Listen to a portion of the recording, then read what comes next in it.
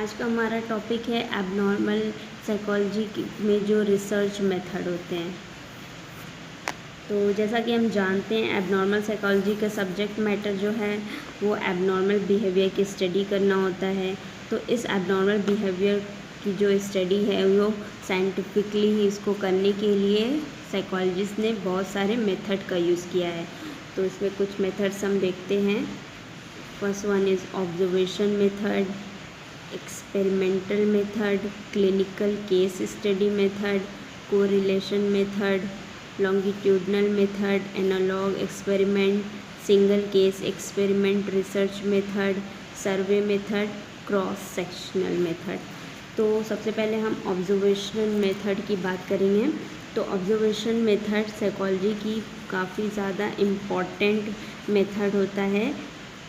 इसमें जो है एबनॉर्मल साइकोलॉजी की या एक ख़ास मेथड भी में आता है। यह एक ऐसे सिस्टमेटिकली मेथड है जिसमें ट्रेंड ऑब्जर्वर जो होता है वो मरीज़ के बिहेवियर की ऑब्ज़र्व करता है, उसकी स्टडी करता है, वो भी निष्पक्ष होकर पूर्वाग्रह रहित भाव से करता है।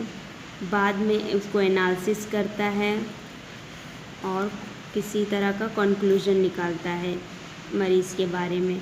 अक्सर ऑब्जर्व्ड बिहेवियर से ख़ास जो मतलब निकालने के लिए साइकोलॉजिस्ट कुछ हाइपोथेसिस बनाते हैं। इसको इसलिए बनाया जाता है क्योंकि उसी के बेस पे यह तय किया जाता है कि जो एबनॉर्मल बिहेवियर के ट्रीटमेंट पे कौन सा व्यू पॉइंट से हम उसका ट्रीटमेंट अच्छे से कर पाएंगे। जैसे मान लिया जाए कि कोई साइकोलॉजिस्ट या ऑब्ज़र्व करता है कि एक महिला दिन भर में करीब 80 से 100 बार अपना हाथ धोती है। तो अगर साइकोलॉजिस्ट या पाते हैं कि वो इसलिए ऐसा करती है क्योंकि उसमें कुछ उसके दिमाग में कुछ फॉल्ट है, तो वे उसका ट्रीटमेंट करने के ख़याल से या सुनिश्चित करने की कोशिश करेंगे कि उसमें कौन सी बीमारी है।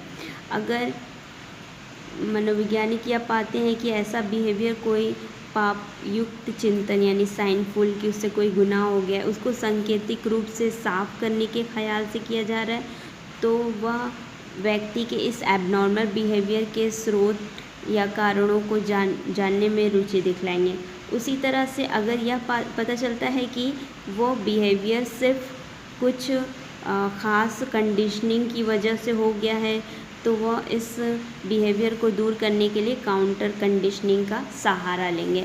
इसके कुछ लाभ भी हैं, कुछ नुकसान भी हैं, एडवांटेजेस डिसएडवांटेजेस हैं।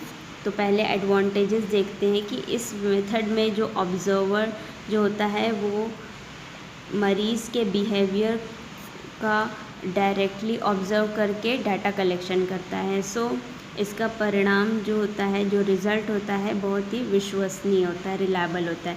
ऑब्ज़र्वर और इस मेथड में जो कि साधारण और गंभीर दोनों रूप से ग्रस्त व्यक्तियों, रोगियों के व्यवहारों की स्टडी की जा सकती है। तो इसका जो एरिया होता है वो काफ़ी बड़ा होता है। इस मेथड में ऑब्ज़र्वर जैसे चाहे रोगी के बिहेवियर की स्टडी कर सकता है। इसमें जो ऑब्ज़र्व करने की मेथड को मतलब नॉर्मली परिभाषित पूरे तरीके से नहीं होती है। ऑब्ज़र्वर सिचुएशन की ज़रूरत के हिसाब से उसमें साइंटिफिकली मतलब चेंजेस थोड़ा कर लेता है, साइंटिफिकली बनाने के लिए बोलता है। इस विधि में यानी कि फ्लैक्सिबिलिटी होती है। इसके बाद इसके डिसएडवांटेजेस पे बात करते हैं कि ये सब्जेक्टिविटी इसमें ज़्यादा होती है। अक्सर देखा गया है कि ऑब्ज़र्व रोगियों के प्रति पहले से कुछ प्रेजुडिस बना लेते हैं, जिससे वो उसकी साइंटिफिकली उतना नहीं हो पाता है। तो इस विधि से यह सही में अर्थ में लाभान्वित होने के लिए ये ज़रूरी है कि ऑब्ज़र्वर जो होता है ट्रेंड हो।